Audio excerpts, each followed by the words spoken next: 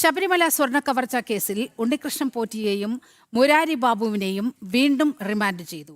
SIT ചോദ്യം ചെയ്ത ശേഷമാണ് വിജിലൻസ് കോടതിയിൽ ഹാജരാക്കിയത്. ദേവസ്വം മുൻ പ്രസിഡന്റ് A. പത്മകുമാറിന്റെയും റിമാൻഡ് കാലാവധി വീണ്ടും നീട്ടിയിരുന്നു.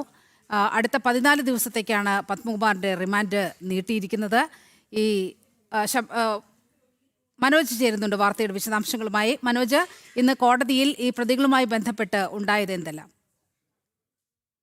SITയുടെ ചോദ്യം ചെയ്യലിന് ശേഷമാണ് ഉണ്ണികൃഷ്ണൻ പോറ്റിയെയും മുരാരി ബാബുവിനെയും വിജിലൻസ് കോടതിയിൽ ഹാജരാക്കിയ ശേഷം വീണ്ടും റിമാൻഡ് ചെയ്തിരിക്കുന്നത്. ഇന്ന് രാവിലെ തന്നെ A. പത്മകുമാറിനെ റിമാൻഡ് കാലാവധി കഴിഞ്ഞതിനെ തുടർന്ന് ഇന്ന് ഹാജരാക്കി വീണ്ടും റിമാൻഡ് ചെയ്തിട്ടുണ്ട്. നിലവിൽ ഇപ്പോൾ കഴിഞ്ഞ ദിവസം അതായത് കസ്റ്റഡി അപേക്ഷ SIT സംഘം സമർപ്പിച്ചിരുന്നു. ഇത് പരിഗണിച്ചാണ് വിജിലൻസ് കോടതി ഇരുവരെയും SITയുടെ കസ്റ്റഡിയിൽ വിട്ടത്. SIT കഴിഞ്ഞ ദിവസവും ഈ ദിവസങ്ങളിലൊക്കെ ചോദ്യം ചെയ്ത ശേഷം വീണ്ടും കോടതിയിൽ ഹാജരാക്കി റിമാൻഡ് ചെയ്യുകയാണ് ഉണ്ടായത്. എന്തായാലും ശബരിമല സ്വർണ്ണക്കവർച്ചയുമായി ബന്ധപ്പെട്ട പിന്നീട് ലഭിച്ച തെളിവുകളുടെ അടിസ്ഥാനത്തിലായിരുന്നു ചോദ്യം ചെയ്യൽ.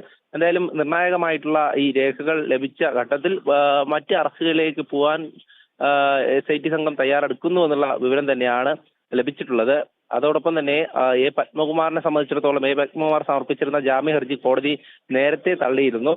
കൂട്ടുത്തരവാദിത്വം എന്നുള്ള കാരണമൊക്കെ ചൂണ്ടിക്കാണിച്ചായിരുന്നു ഈ ഹർജി സമർപ്പിച്ചത്. പക്ഷേ ഇതുവരെയും ആർക്കും വിജിലൻസ് കോടതി ജാമ്യം നൽകിയിട്ടില്ല. കാരണം 6 പ്രതികളെയും അറസ്റ്റ് ചെയ്തിരുന്നു.